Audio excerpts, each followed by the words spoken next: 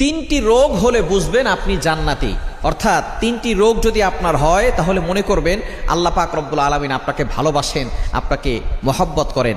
যাদেরকে আল্লাহ তাআলা ভালোবাসেন, মহব্বত করেন, তাদেরকে আল্লাহ তাআলা বিভিন্নভাবে পরীক্ষা করেন। তার ভিতরে একটা পরীক্ষা হচ্ছে অসুস্থতার নিয়ামত দিয়ে আল্লাহ তাআলা পরীক্ষা করেন। মনে রাখবেন, সুস্থতাও আল্লাহর নিয়ামত, অসুস্থতাও আল্লাহর নিয়ামত। আমরা অসুস্থ হয়ে গেলে অনেক সময় আল্লাহকে অভিযোগ করে বসে, আল্লাহ আমার কি দোষ ছিল?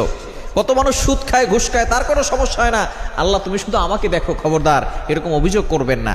সুতরাং অসুস্থ হলে তিনটি রোগ যদি আপনার হয়, মনে করবেন যে আল্লাহ আপনাকে ভালোবাসে এবং আল্লাহ আপনাকে জান্নাত দিতে চাচ্ছেন। এক নাম্বার হচ্ছে যদি জ্বর হয়।